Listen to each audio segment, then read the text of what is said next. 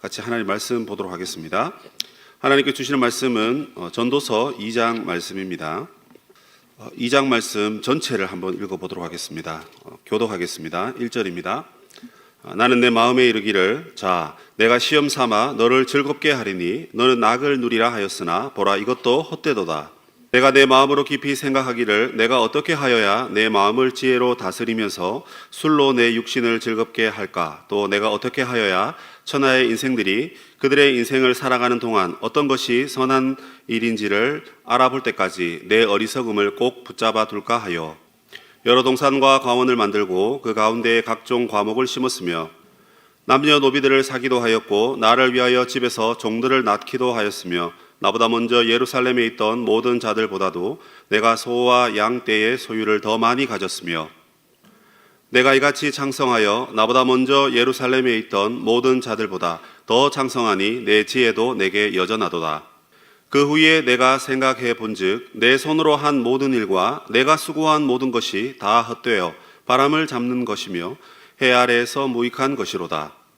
내가 보니 지혜가 우매보다 뛰어남이 빛이 어둠보다 뛰어남 같도다. 내가 내 마음속으로 이르기를 우매자가 당한 것을 나도 당하리니 내게 지혜가 있었다 한들 내게 무슨 유익이 있으리요 하였도다. 이에 내가 내 마음속으로 이르기를 이것도 헛되도다 하였도다. 이러므로 내가 사는 것을 미워하였노니 이는 해 아래에서 하는 일이 내게 괴로움이요 모두 다 헛되어 바람을 잡으려는 것이기 때문이로다. 그 사람이 지혜자일지 우매자일지야 누가 알랴마는 내가 해 아래에서 내 지혜를 다하여 수고한 모든 결과를 그가 다 관리하리니 이것도 헛되도다. 어떤 사람은 그 지혜와 지식과 재주를 다하여 수고하였어도 그가 얻은 것을 수고하지 아니한 자에게 그의 몫으로 넘겨주리니 이것도 헛된 것이며 큰 악이로다. 일평생에 근심하며 수고하는 것이 슬픔뿐이라 그의 마음이 밤에도 쉬지 못하나니 이것도 헛되도다. 아, 먹고 즐기는 일을 누가 나보다 더 해보았으랴. 하나님은 그가 기뻐하시는 자에게는 지혜와 지식과 희락을 주시나 죄인에게는 노고를 주시고 그가 모아 쌓게 하사 하나님을 기뻐하는 자에게 그가 주게 하시지만 이것도 헛되어 바람을 잡는 것이로다. 아멘. 요즘 이런 말을 참 듣고 싶은데 잘 듣지 못하는 말들이 있습니다. 이런 거죠. 요즘 참 살맛난다. 재밌다. 즐겁다. 감사하다. 그리고 행복하다. 여러분 어떻습니까? 주로 이런 말을 듣고 계십니까? 아니면 내가 지금 그 말을 하고 있는지 모르겠습니다. 살맛나고 재밌고 행복하고 그러나 요즘 세상의 뉴스를 귀를 기울여 보면 정말 살기 싫고 재미없고 행복은커녕 불행의 연속이 계속해서 우리에게 다가오고 있다. 이런 표현을 하고 싶은 것이 사실입니다. 어제만 해도 저 멀리 모로코에서는 큰 지진이 일어났습니다. 그죠? 그래서 최소 1만 명까지 아마 죽었지 않았을까 이런 추측을 하고 있습니다. 또 어떤 나라는 장기 집권하는 대통령이 이제 쿠데타로 물러나는데 56년을 장기 집권했다 하더라고요. 이제 쿠데타가 일어나니까 어쩔 수 없이 이제 물러나고 그래서 정권이 바뀌고 그럼 백성들이 당장은 어쨌든 되게 불편하지 않겠습니까? 그죠? 그런 가운데 그들에게 삶의 의미는 무엇일까요?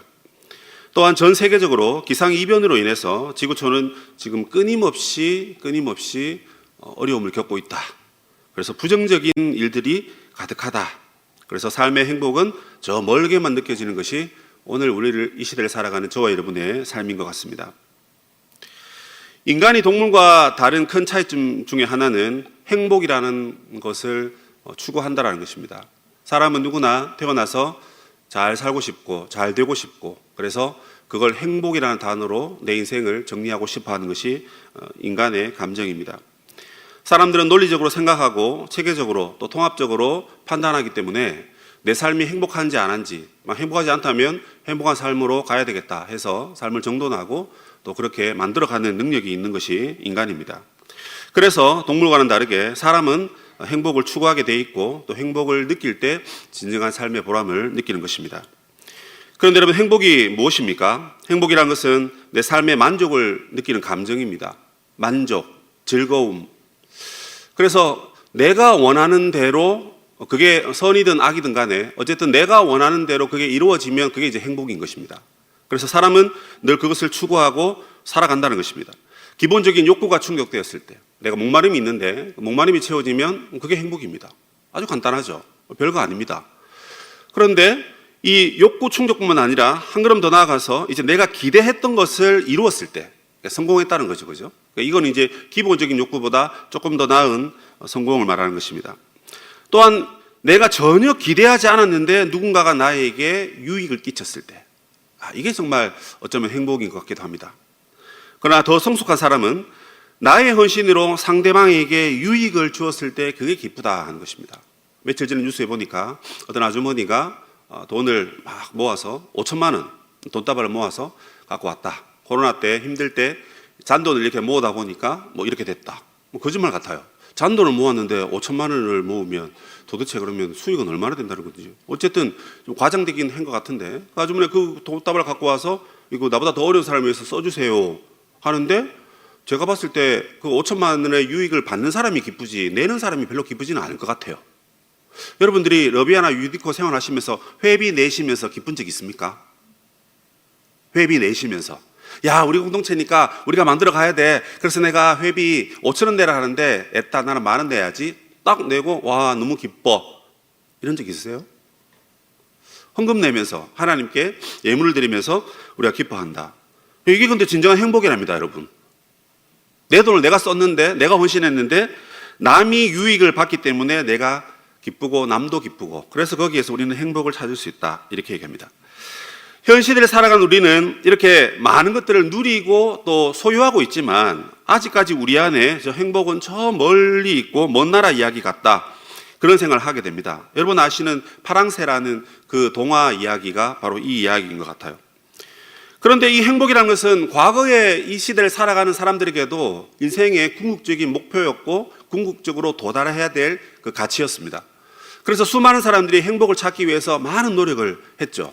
오늘 성경에 나와 있는 이 사람도 그 행복을 찾았습니다. 찾기 위해서 엄청난 노력을 했다 그래요. 그래서 1절에 보시면 그가 뭘 했다 그럽니까? 내가 시험 삼아, 이렇게 말합니다.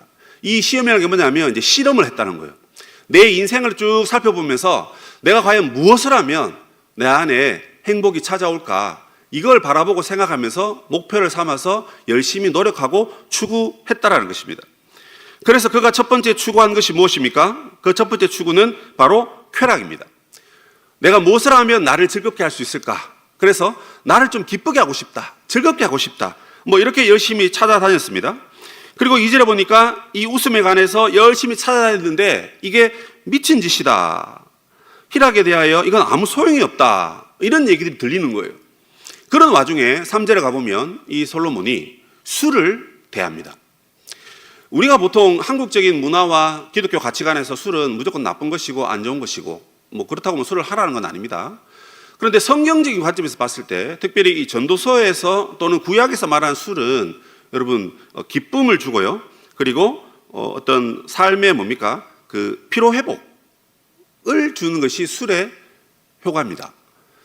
그래서 이 솔로몬 왕이 자신의 어떤 즐거움을 위해서, 여기서 말이 즐거움은 여러분 육체적인 타락과 방종으로 나아가는 그런 쾌락이 아닙니다. 순수한 기쁨과 즐거움을 누리기 위한 쾌락이에요. 이 쾌락을 위해서 술을 한 잔 이제 해본 겁니다. 술을 2잔 해보고 3잔 해보고 그렇게 했습니다. 그런데 성경 읽어보면 내가 술을 마시면 이제 술이 나의 주인이 되죠. 그래서 술에게 끌려갈 수 있어요. 그래서 솔로몬은 자기가 아무리 술을 마시고 하더라도 자기는 자기의 지혜로 자기를 딱 컨트롤했다, 이렇게 되어 있습니다. 그러니까 쉽게 말해서 술 먹고 개가 되지 않았다, 그 얘기입니다. 그러기는 상당히 어려운 것 같아요. 우리는 술을 먹지 않지만 주위에 술 먹는 사람은 정말 야, 개도 저런 개가 없다 할 정도로 완전 인간 이하의, 그 강아지 이하의 모습으로 이제 변화되지 않습니까? 혹시나 여러분 아버지께서 예수 안 믿으신 가운데 집에서 한 잔 2잔 하실 수 있는데 좀 과할 때 아버지의 행동을 가만히 보니까 약간 DOG 비슷한 그런 행동을 보이시지 않습니까? 그죠? 그런데 솔로몬은 정말 순수한 의미에서 정말 여기에 행복이 있을까? 그래서 일단 술을 의지해 보았다는 것입니다. 오늘날 말하면 뭐 술 아니라 뭐 한간에 막 그 마약이 유통되는 그런 얘기를 많이 들었지 않습니까? 또 어떤 영화에도 보니까 그 마약을 유통하는 사람을 때려잡는 뭐 그런 영화도 나오고, 어쨌든 그 마약이라는 것이 우리 가까이 있는 것이 현 상황입니다.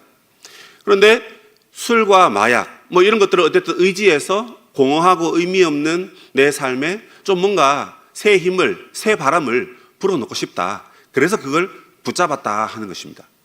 결과가 어떻게 됩니까?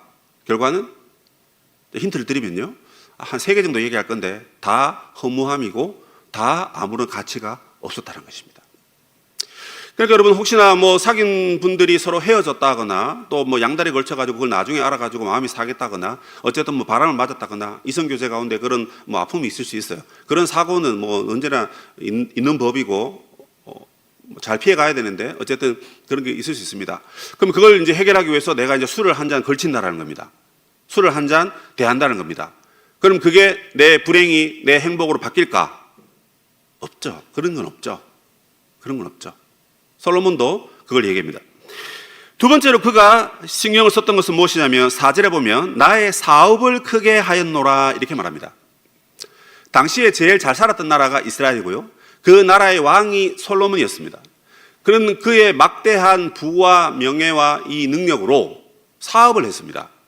여기서 말하는 사업이 어떤 사업입니까? 보니까 나를 위하여 집을 짓고 포도원을 일구고 동산과 과원을 만들고 나무도 심고 수목을 기르는 산림도 가꾸고 노비들도 사 모으고 또 노비들이 이제 그 집에서 결혼해서 아이까지 낳고 뭐 이렇게 했습니다. 한마디로 말해서 자기 왕국을 건설한 겁니다.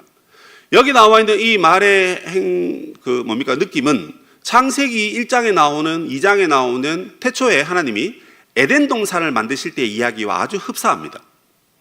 공통점이 있다면 거기에도 뭐 땅과 바다와 식물과 각종 뭐 조류, 어류, 동물, 뭐 사람까지 이렇게 풍부하게 만들었다는 거고, 여기도 역시나 그 모든 자기의 동산을, 자기의 왕국을 꾸미기 위해서 솔로몬이 엄청나게 애를 썼다는 것입니다. 그런데 창세기에서는 그걸 하나님이 하셨어요. 전도서에는요, 내가 했습니다. 성경 히브리어 원어에 가보면 4절부터 8절까지 내가 나를 위하여라는 그 용어가 무려 8번이나 등장합니다. 그러니까 이 사업을 내가 이렇게 일으킨 이유는 뭐냐면, 궁극적인 목적은 나의 기쁨을 찾기 위해서, 나의 행복을 찾기 위해서, 나의 보람을, 나의 의미를, 나의 삶의 목적이 뭔지 이걸 아직 모르겠는데 이걸 찾기 위해서 내가 나를 위해서 엄청나게 노력했다는 것입니다. 그러나 창세기에서는 하나님이 주신 은혜로 그걸 우리가 받았는데 죄 때문에 그 은혜를 우리가 몰라요. 그러니까 이제 내가 능력되고 힘되고 시간 되니까 내가 내 힘으로 이걸 일구어 간다라는 것입니다. 여러분은 혹시 만약에 뭐 업체를 운영하시거나 또 사장님이시거나 내가 주인이다라고 했을 때 그 여러분의 그 가게를 여러분 일으키기 위해서 이렇게 솔로몬처럼 수고한다고 한번 생각해 보십시오. 그 목적이 어디에 있습니까? 목사님, 저는 돈을 잘 벌어가지고 교회 헌금해서 하나님 나라를 위해서 하겠습니다. 꼭 그렇게 말하는 분들은 그렇게 못 하시더라고요. 그런 거는 그렇게 말 안 하고 하는 거예요. 근데 말했기 때문에 사람들이 들어서 기대를 하는데 또 내 생각대로 안 돼, 그게. 그래서 하나님 모르게, 사람 모르게 하나님만 아시도록 그냥 그렇게 하면 되는데, 그렇게 말하는 순간 그게 교만이 들어가고 또 어려운 상황이 닥치고 그러다 보니까 잘 안 됩니다. 그러나 솔로몬은 그래도 한 나라의 왕이고 엄청난 부와 영광을 갖고 있었기 때문에 이걸 이렇게 할 수 있었습니다. 여기에 기록되어 있지 않지만 열왕기상이라든지 뭐 역대기에 가보면 솔로몬이 얼마나 잘 살았는지를 얘기하는데, 딱 한마디로 말해서 솔로몬이 먹고 마시는 술잔은요 전부 다 금으로 되어 있습니다. 여러분 집에 뭐 컵들이 있겠죠, 그죠? 플라스틱도 있고 뭐 자기도 있고 유리도 있고 뭐 여러 가지가 있을 거 아니에요. 크리스탈, 이거 좀 비싼가요? 신혼 초기에는 크리스탈이 제 집에 좀 있었던 것 같아요. 근데 그것도 깨지더라고. 일부러 깬 거 아니에요? 부부싸움에서 깬 건 아니에요? 근데 깨지니까 집에 허드렛 것만 남아. 플라스틱 남고. 그래서 정 없으면 우리 막내 아들 칫솔 꽂혀 있는 그 치약 컵 있잖아요. 그걸 이렇게 물을 딱 마시면 집사람이 얼마나 잔소리를 하는지 몰라요. 컵이 없냐? 컵이 없어서 그걸 마시는데. 근데 그 컵은 정말 싸구려티가 확확 나요. 물 마시면 안 될 것 같아, 그걸로. 근데 우리는 우리 주위에 굳이 컵까지 금으로 도배할 이유는 없지 않습니까? 그 돈이 있으면 그걸로 딴 거 하죠. 그런데 솔로몬이 살던 그 시대의 자기 왕궁에는요, 금이 너무 넘쳐나니까 술잔도, 물잔도 여러분 다 금으로 만들었습니다. 별로 놀라지 않으신 것 같은데, 언젠가 제가 여러분들의 집을 방문할 때가 되면 과연 여러분들의 집에는 무슨 컵을 갖고 있는지 제가 한번 보겠습니다. 그리고 또 하나의 특징은 뭐냐면, 솔로몬 시대에 은은 너무 넘쳐났대요. 그래서 은을 돌같이 여겼다 그랬습니다. 돌하고 은하고 거의 가치가 같다라는 거예요. 그래서 가정에 무슨 뭐 기구들 중에 전부 다 금이면 금이지 은은 아예 취급도 하지 않았다는 거예요. 얼마나 자기가 사업을 잘해가지고 대단한 왕국을 만들고 수많은 사람들이 와서 구경하고, 그래서 솔로몬의 지혜를 칭찬하고, 그러면서 또 팔아먹고 계약하고, 그러면서 얼마나 부를 쌓았냐 하면 은이 발에 채일 정도로, 금이 집에 넘칠 정도로 그렇게 했다는 것입니다. 뿐만 아니라 그는 쾌락을 위해서 뭐 술도 아까 마셨다 했죠, 그죠? 했는데 그가 먹고 마시는 것이 엄청나게 많았습니다. 성경에 보면 그가 날마다 잡는 짐승의 양을 기록하고 있는데요, 그 짐승의 양을 제가 적어왔는데, 거기 보니까 엄청난 소와 양과 뭐 닭, 뭐 이런 것들이 잡혔고, 그다음에 노루와 뭐 식사 때마다 여러분 노루고기 뭐 이런 거 드세요? 전 구경도 못 해봤는데 그런 걸 날마다 먹었답니다. 그런데 쌀 같은 경우에 약 100석을 밥을 지었대요. 1석이 149kg입니다. 그러면 그게 100석이니까 여러분 양이 엄청나죠, 그죠? 엄청납니다. 1.5톤 정도 되는 그 쌀을 끼니 때마다 밥을 지어가지고, 뭐 자기가 다 먹는 건 아니죠. 사람들 함께 나누어주고 같이 왕궁의 사람들 같이 먹고, 이렇게 여러분 부국했다라는 것입니다. 먹을 것이 그렇게 넘쳐나고, 그래서 기쁨을 만끽할 수 있는 그런 상황을 자기가 다 연출해냈다라는 것입니다. 뿐만 아니라 그는 노래하는 사람들, 8절에 나오죠. 노래하는 사람들을 두었고, 그 다음에 인생들이 기뻐하는 처첩을 많이 두었더라. 처첩이라는 단어가 중간에 숨어 있으니까 지나갈 뻔했는데, 솔로몬은 여러분 여인이 무려 1000명입니다. 제가 한 17년 살아봐서 아는데 한 명의 여인을 감당하기도 진짜 힘들어요. 근데 솔로몬이 여러분 1000명을 데리고 있었는데 아내가 700이고 첩이 300입니다. 주로 그 사람들은 너무 놀라지 마세요. 근데 이 1000명의 사람들이 전부 다 다른 나라와 이제 계약을 맺으면서 볼모로 잡혀 있는 그 나라의 공주들입니다. 그러니까 이스라엘이 너무 잘 사니까 어쨌든 열방에 있는 나라들이 이스라엘과 무역하려고, 이스라엘과 같은 나라 되려고 그렇게 자기 딸을 시집 보내면서 뭐 사랑하지도 않으면서 어쨌든 그렇게 데리고 산 게 1000명입니다. 그게 나중에 이제 그분들이 섬기던 우상들이 예루살렘 성전 안에 가득하게 되어서 결국 솔로몬이, 참 이게 안타까운 왕이에요. 가장 어쩌면 완벽한 왕이라고 볼 수 있는데 가장 타락한 왕 중에 한 명이 솔로몬인 거예요. 아무리 뭐 돈을 많이 벌고 지혜가 충만한다 할지라도 하나님 섬기는 데 있어서 아내가 많으니까, 아내 하던 대로 따라가다 보니까 우상을 그렇게 섬기는 왕이 솔로몬이기 때문에 그렇습니다. 근데 어쨌든 인생에 기뻐하는 많은 여인들, 뭐 여자로 말하면 남자들이겠죠, 그죠? 예. 여자들도 뭐 별로 남자들하고 다른 게 없더라고요. 남자들만 여자들 얘기하고 여자들 막 쫓아다니고 이 사람 저 사람 사귀고, 야 더 좋은 사람 만나고 싶고 어쩌고 저쩌고, 연애는 이 사람하고 해야 되는데 결혼은 야 돈 많은 여자하고 결혼하면 좋겠다고 그러고 막 그런 얘기 합니다. 뭐 제가 했다는 얘기가 아니라 그런 얘기를 하더라고요. 그런데 여자분들도 모여가지고 이번에 남자친구 헤어졌는데 남자친구 또 만나야 되는데 목사님 만나지 마라 그러고, 만나야 돼 만나지 말아야 돼 하면서 계속, 제가 새벽기도 때마다 기도를 하는데 하나님이 그 기도를 하게 하시더라고. 어쨌든 우리 청년들이 연애를 하고 결혼을 하셔야 되니까. 그러나 하나님이 기뻐하시는 결혼과 연애가 뭘까? 계속 기도해서 받은 응답을 갖고 전달하려고. 그런 하나님 말씀을 딱 주시더라고요. 근데 이걸 이제 사부 예배 때 공개적으로 하면 너무 이게 한쪽으로 치우치는 것 같아서 어쨌든 제 마음에 가지고 있는데, 그분을 만나서 그런 분들을 제가 도와드려야 될 것 같아요. 어쨌든 솔로몬은 그 모든 걸 다 누려봤다는 것입니다. 여러분 1000명의 여자를 만나가지고 그 마음의 속에 뭐가 들었는지 그걸 다 확인해보고, 그래서 자기 마음에 뭔가 행복이 있을까, 보람이 있을까, 기쁨이 있을까, 이렇게 노력했는데 역시나 무의미하다라는 것입니다. 와, 놀랍지 않습니까? 목사님, 저는 그래도 좋으니까요 1000명 아니라 10명이라도 그냥 만나서 같이 살았으면 좋겠어요. 여러분 그러면 여러분 인생이 다 갈기갈기 찢어집니다. 10갈래로 찢어질 거예요 분명히. 가만히 안 둡니다. 그거 어렵습니다. 안 됩니다. 솔로몬이 해보고 우리에게 답을 주고 있잖아요. 그죠? 이게 뭐 좋은지 안 좋은지 굳이 안 해봐도 하나님 말씀이니까 우리가 믿어야 되는 거고, 이 말씀이 그렇게 말한다는 것은 그건 정확한 것입니다. 어쨌든 솔로몬이 자기의 쾌락을 위해서 술도 대보고 사업도 성공적으로 끌어가보고 많은 여인들을 만나서 어떤 성적인 기쁨도 누려보고 다 했습니다. 그런데 9절에 뭐라 그럽니까? 내가 이같이 창성하여 나보다 예루살렘에 있던 어떤 자들보다도 내가 더 창성하게, 내가 더 크고 완벽하게 이 일을 누려봤다는 것입니다. 그러면서도 내 지혜는 내게 여전하도다. 그러니까 우리가 뭐 쾌락을 쫓아가고 돈을 쫓아가고 일 중요하잖아요. 주일날 일할래? 주일날 출근할래? 돈 많이 준다. 그러면 주일날 하나님은 자비의 하나님이니까 용서하실 거니까, 우리 부장님은 용서 안 할 거니까 출근해야지 해서 돈 받기 위해서 출근하겠죠. 나라도 그럴 것 같아요. 이걸 주니까. 교회 오면 요거 내면서 헌신하고 봉사해야 되잖아요. 그러면 당연히 이쪽으로 갈 확률이 높지 않겠습니까? 근데 그렇게 하면 우리가 끌려갑니다. 목사님 말씀하신 게 맞냐 안 맞냐, 오늘 술 한잔 걸쳐보자. 걸쳐보십시오. 술이 인도하는 대로 가고 있을 거예요. 사업 성공을 위해서 교회고 뭐고 내가 거기에 올인하자. 지금 내 이 꿈을 이루기 위해서 정말 주일 예배고 뭐고 그냥 오이코스 모임도 뭐고 그냥 여기에 내가 투자해야 된다. 주일날도 막 아침부터 도서관 가서 공부해야 된다 해서 쭉 가보십시오. 100% 그쪽으로 다 따라가게 되어 있습니다. 남자가 여자에게 취하고 여자가 남자에게 취하잖아요.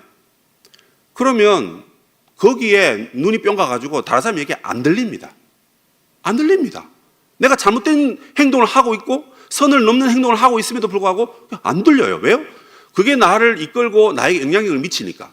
그런데 오늘 9절을 보니까 솔로몬이 정말 놀라운 게 뭐냐면, 내가 술도 마셨고 이것도 했고 저것도 했고 다 했지만 삶의 행복이 있을까 싶어서 그렇게 찾아갔는데 내 지혜는 여전하다는 것입니다. 그건 뭐냐면 중심을 여전히 나에게 딱 두고 내가 그것을 취했다가 안 좋으니까 버리고, 그래서 다른 걸 찾고 취했다가 안 좋으니까 또 버리고, 이렇게 계속 탐구하는 모습으로 이렇게 갔다는 것입니다. 이룰 수 있는 이 능력이 대단한 능력인 거예요. 왜요? 우리는 하나 꽂히면 딴 거 안 보고 그것만 보잖아요. 그것만 따라가잖아요. 근데 그거 세상적인 거야. 하나님이 미워하시는 거예요. 하나님이 싫어하시는 거예요. 그런데 내가 내 감정적으로, 내 육체적으로 그게 이끌리니까 하나님이고 뭐고 간에, 엄마 아빠고 뭐고 간에 그냥 그게 좋아서 따라갑니다. 그래서 돌아오지 못해요. 다 가서 밑바닥 치고 겨우 돌아오든지 이렇게 되는데, 솔로몬은 딱 자기가 가지고 있는 하나님이 주신 그 지혜에 의지하여 자기 삶의 중심에서 그 모든 것을 다 테스트해 본 겁니다. 그런데 10절, 11절에서 말하는 결론은 뭡니까? 이것 또한 역시 다 헛되더라는 것입니다. 그리고 12절부터 이렇게 쭉 이야기하고 있는 이제 세 번째 테스트. 첫 번째는 뭐라고 그랬죠? 쾌락. 두 번째는 사업 성공. 세 번째는 뭐냐면 지혜자와 그 다음에 우매자의 삶을 비교해 보았습니다.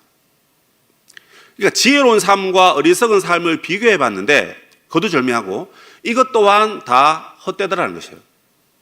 왜냐하면 죽음이라는 문턱 앞에서 지혜와 우매는 아무런 차이가 없더라는 것입니다. 예를 들어서 평생을 여러분 공부만 해가지고 박사학위가 10개, 20개라 칩시다. 그런 분은 없겠지만 어쨌든 그만큼 학위를 가지고 엄청난 지혜와 지식을 가진 사람이 있다 칩시다. 근데 그 사람 안 죽습니까? 결국 죽더라는 거예요. 그런데 학교라고는 문 앞에도 못 가본 인생이 있습니다. 그냥 겨우 하루 벌어 하루 먹고 사는 그렇지만 어쨌든 보람차게 살았다 칩시다. 그런데 이 사람도 역시나 때가 되면 다 죽더라는 거예요. 그런데 그 죽음 앞에서는 이게 지혜가 아무 소용이 없더라는 거예요. 내가 지혜가 있다고 해서 인생을 2배로 3배로 살 수 있다면 그럼 지혜를 찾겠어요. 그런데 오히려 반대로 지혜만 너무 찾다 보니까 움직이지 않고 공부만 하다 보니까 단명하는 분들이 더 많습니다. 어쨌든 건강하게 공부했다 치더라도 죽음이라는 문턱 앞에서는 지혜와 우매자의 차이가 없더라는 것입니다. 그러니 자기가 가지고 있는 그 지혜를 아무리 자랑하고 아무리 드러낸다 하더라도 이 또한 자랑할 것이 아니더라는 것입니다. 그리고 한 걸음 더 나가서 자기가 일평생의 돈을 벌어가지고 유산을 갖고 있는데 내가 이제 죽을 때가 되면 이 유산을 내 후손에게 남겨야 됩니다. 그런데 이 후손이 지혜자일지 우매자일지 나는 모른다는 거예요. 지혜자에게 남기면 이게 뭐 한 대, 두 대는 더 가겠죠. 그러면 천년 만년 갈 겁니까? 그건 아닙니다. 그런데 우매자에게 이걸 맡기면요, 재산 다 떨어먹어요. 다 떨어먹어요. 그러니까 뭐예요? 내가 이 땅에서 지혜를 추구하는 것도 죽음 앞에서는 별반 차이 나는 게 없었고, 그 다음 그러면 야, 이건 물질이 최고야. 어쨌든 소비, 물질, 황금, 이걸 많이 쌓아가지고 이걸 많이 갖고 있으면 내 삶이 좀 더 보람될까, 더 의미 있을까 했는데, 여러분 그거 쌓는다고 재밌게 놀지도 못했어요. 돈 번다고 가족들하고 여행도 한번 못 가봐요. 돈 번다고 자애들하고 있는 시간도 못 보내는 거라. 그럼 나중에 죽음이 딱 왔는데 아이고 이 많은 돈 하면서 후손에게 넘겨주는데 그 이 후손은 지혜로울지 지혜롭지 않을지 모르니까 이것 또한 남겨놓고 가는 것이기 때문에 나에게는 보람이 없더라. 이게 행복이 아니더라. 지혜를 추구하는 것이 행복이 아니었고 물질을 돈 하면서 추구하는 그것이 역시나 행복이 아니더라. 이렇게 오늘 솔로몬 왕이 우리에게 증명해주고 있는 것입니다. 자, 그러면 이렇게 마치면 여러분 우리가 얼마나 솔로몬이 다 계산해봤고 다 경험해봤는데 아무것도 없더라 하는 그 이야기가 좀 우리에게 좀 허무하게 남겨집니다. 그런데 솔로몬이 우리에게 다 해봤는데 그 중에 답을 찾았어요. 그 답을 찾았는데 그 답이 무엇이냐면 24절, 25절, 26절입니다. 이 세 군데의 말씀 가운데 핵심 구절은 24절인데 24절에서 말씀하는 하나님의 말씀의 핵심은 바로 하나님의 손이라는 것입니다. 자, 하나님은 영이시기 때문에 여러분 하나님 손이 있습니까? 없습니까? 없다 또는 모른다, 이게 답이겠죠. 그죠? 하나님 영이시니까. 영이시니까 나도 본 적이 없어요. 모세도 하나님의 뒷모습만 보았기 때문에 하나님이 진짜 뭐 손이 있는지 눈, 코, 입이 있는지 그건 우리가 감히 말할 수 없습니다. 그러나 성경은 하나님의 손 이렇게 말합니다. 이건 뭐냐면 하나님을 마치 사람의 모습으로 그 모형화해서 표현한 표현이기 때문에 이렇게 표현하는 거예요. 그래서 여호와의 손이 뭐 너희를 돕고 너희를 인도하고, 여호와의 손은 또 전능하신 손입니다. 그래서 중요한 건 두 가지는 뭐냐면 여호와의 손은 도움의 손이고 그 다음에 전능하신 손입니다. 내가 아무리 쾌락을 찾으면 행복할까? 내가 아무리 일을 잘하면 행복할까? 내가 아무리 재산을 많이 모으면, 지혜를 많이 모으면, 유산을 많이 남기면 내가 행복할까 했는데 그거 다 아니더라는 것입니다. 정답은 하나님의 손이 우리에게 미칠 때, 하나님의 손이 우리에게 공급될 때, 그때가 바로 우리의 삶의 진정한 행복이 있는 때다. 이걸 이렇게 여러분 말하고 있는 것입니다. 이 하나님의 손이라는 것을 다르게 표현한다면 저는 그것이 바로 하나님의 공급하십니다. 이렇게 말씀드리고 싶습니다. 24절 보시면 사람이 먹고 마시고 수고하는 것보다 그 마음을 기쁘게 하는 것이 없는데, 내가 보니까 이게 어디서부터 온다고요? 하나님의 손으로부터 온다는 것입니다. 그럼 하나님의 손이라는 것은 우리가 지금 보고 있는 거예요. 이게 지금 우리에게 왔어요. 왔기 때문에 우리가 갖고 있는 것은 하나님의 손인데, 그걸 다른 말로 하나님이 나에게 공급해 주신 것이다라는 것입니다. 여러분, 하나님이 우리에게 공급해 주신다. 그건 뭡니까? 주기도문에 있는 기도의 내용으로 말하면 바로 일용할 양식입니다. 여러분, 일용할 양식을 위해서 날마다 기도하십니까? 회사에서, 학교에서 안 믿는 애들을 앞에 두고 같이 밥 먹을 때 부끄럽죠? 기도해야 되는데 숟가락 딱 들면서 눈 딱 감고 딱 뜨고 그냥 숟가락 들어갑니다. 안 그렇습니까? 근데 여러분, 우리가 하나님 앞에 일용할 양식을 두고 기도하라 그랬어요. 근데 이해가 안 됩니다. 그렇게 기도 안 해도 일용할 양식 주시잖아요. 맞죠? 일용할 양식, 관호야, 기도했니? 너 안 하잖아, 그지? 안 했지? 했어요? 안 했죠, 그죠? 또 사람들은 관호가 누군지 몰라요. 가만히 있어. 뒤로 돌아보면, 안 돌아보면 돼. 우리 기도 안 해도 일용할 양식 공급 받습니다. 그런데 왜 우리가 일용할 양식을 위해서 기도해야 되고 또 하라고 했을까요? 얘들아, 너가 돈 있기 때문에, 카드 있기 때문에 밥 사 먹고 다 하는 거지만 사실은 그거 내가 너희들에게 주는 거야. 내가 너희들에게 주는 거기 때문에 내가 주는 것이다라는 것을 너가 알고 인지하고 고백하고 감사하고 그런 마음으로 그걸 받아서 먹고, 그래서 주의 나라와 하나님을 위해서 살아가라. 여러분, 그 얘기입니다. 그래서 여러분 우리가 일용할 양식을 위해서 기도하셔야 되는데, 거기서 말한 일용할 양식은 크게 두 가지로 나누는데, 하나는 영적인 것이고 하나는 육적인 것입니다. 영적인 것은 뭐 말하면 잔소리죠. 하나님 말씀, 성경 말씀, 기도, 예배, 이런 겁니다. 그런데 뭐 여러 가지 얘기하면 좀 그러니까 말씀이라고 합시다. 일용할 양식을 공급받아야 되는데 하루 세 끼는 꼬박꼬박 챙겨 드시면서 하나님 말씀 안 먹어요. 그런데 그 상태로 하루 이틀은 사라집니다. 한두 달도 괜찮아요. 조금 이러면 안 되는데 한 1년 정도도 문제는 없어요. 1년에 52번은 여기 와서 먹기 싫은 거 억지로 그래도 떠먹고 있으니까. 그죠? 그러면 이제 숨을 쉴 수 있어요. 살아갈 수는 있어요. 그러다가 또 중요하면, 또 급하면 기도도 한두 번씩 하니까. 그래서 그 말씀과 기도라는 그 영의 양식, 그 정도 먹으면 정말 다 다이어트 엄청 돼가지고 엄청 날씬해질 것 같은데, 어쨌든 죽지 않을 정도의 양식 정도는 먹고 살고 있다는 것입니다. 근데 우리는 봐서 몰라요, 그걸. 자기는 알겠지. 내가 얼마나 영적으로 일용할 양식을 구하지 않는지. 하나님이 계속 자기의 손으로 공급해주고 계시는데 우리는 계속 즐거움을 찾아. 내가 눈 뜨고 태어나니까 엄마 아빠가 TV에 보는 게 뭐냐면 전부 다 개그 콘서트, 해피 투게더 이런 거 보고 자랐어요, 어릴 때부터. 그러다 보니까 재미없는 거는 용서 못 해. 재미없는 건 용서 못 해. 교회 가도 재밌어야 되고, 회사 가도 재밌어야 되고, 연애하는데 재미가 없어? 가서 저 공부 좀 하고 와. 재밌는 공부. 연애를 하더라도 알콩달콩 재미가 있어야 되는 거야. 재미없으니까 술에 물 탄 듯, 물에 술 탄 듯, 뜨뜻미지근하고 아무것도 아닌 소금이 맛을 잃으면 어떻게 된다고요? 버리워져가지고 아무런 쓸모없다 그러죠. 연탄재는 그래도 밖에 버리면 물이라도 흡수해서 땅이라도 이렇게 촉촉한 땅을 마르게 만드는데, 소금은 그것도 못해. 소금이 돼야 되는데 안 되는 거예요. 소금이 되려면 말씀과 기도로 영의 양식을 받아 누려서 하나님의 공급함을 받아야만 쾌락을 쫓든지 인생 성공을 위해서 나아가든지 성적인 만족이든지 지혜든지 또는 유산이라든지 이런 데 목숨을 안 건다는 거예요. 만약에 여러분 앞에 있는 이런 내용들이 만약 우리가 목숨을 걸었을 때 그것들이 여러분들에게 영생을 허락한다면 거기에 목숨 거세요. 내 유산이 나에게 영생을 주고 나의 성적인 만족이, 쾌락이 나에게 죄 문제와 영생을 허락한다면 그걸 따라가란 말입니다. 여러분이 만약에 사업에 올인했는데 성공했는데 그 사업으로 인해서 온 세상 사람들이 여러분 다 알고, 그래서 온 세상에서 여러분들이 가장 성공한 CEO가 됐다 칩시다.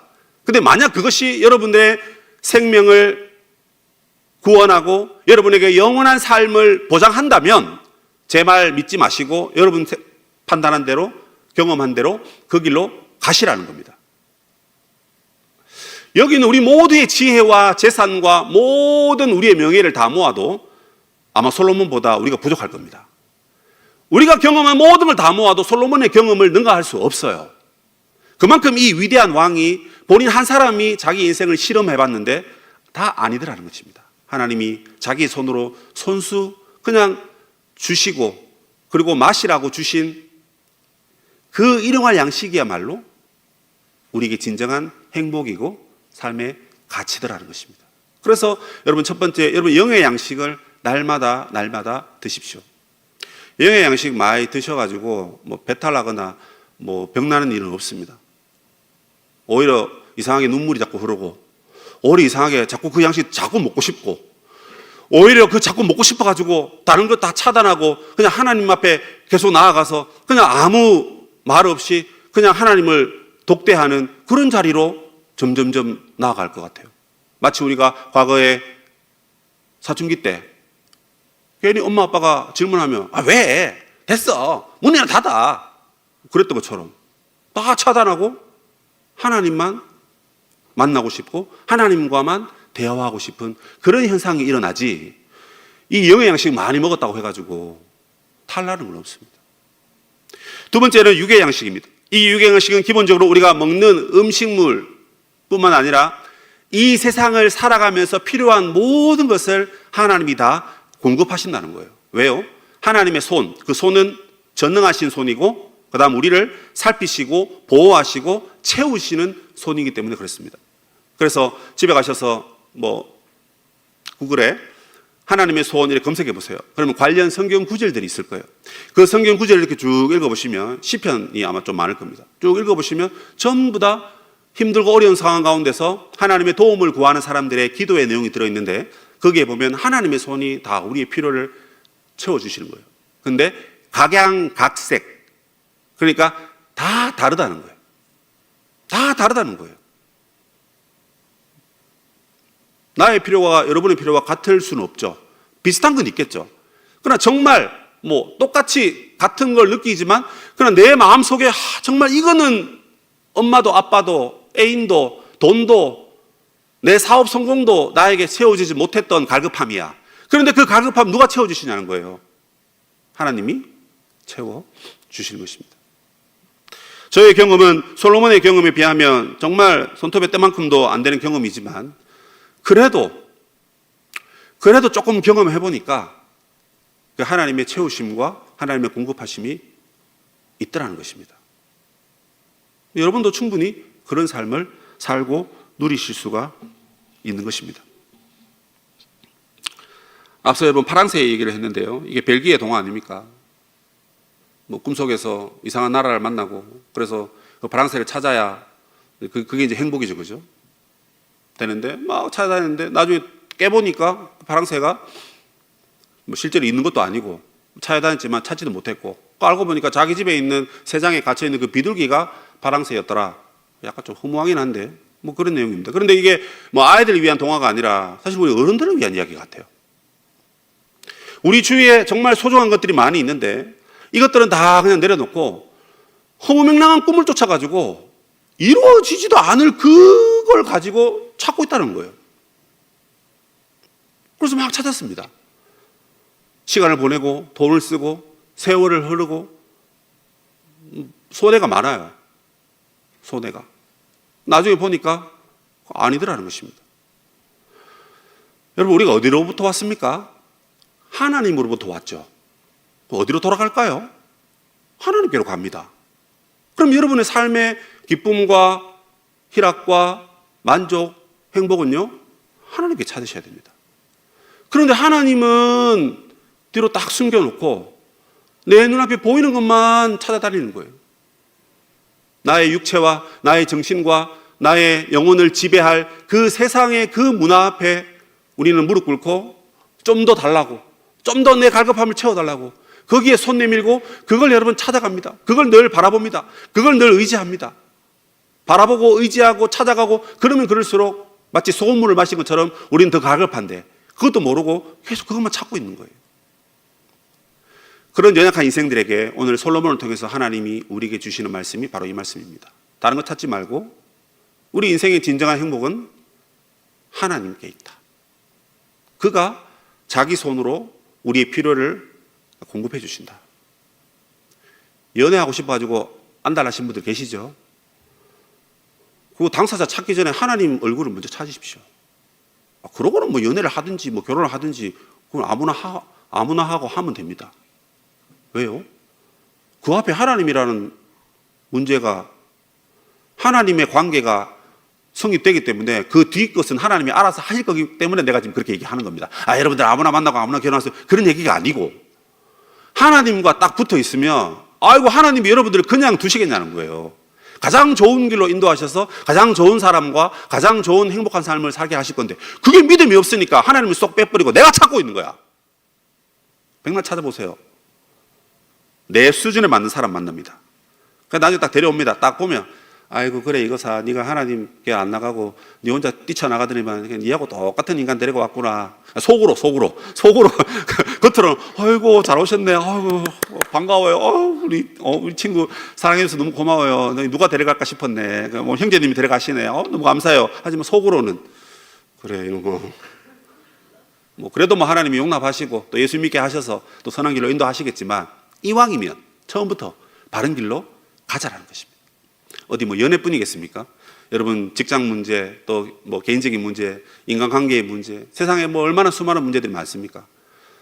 내가 굳이 당하지 않아도 될 그런 많은 문제들이 있는데 그 문제의 해결을 위해서 내 몸은 하나이고 내 시간도 한정적이고 내 돈은 더 없고, 그럼 그 문제를 어떻게 내가 경험해서 실험해서 문제를 어떻게 내가 풀 수 있겠어요?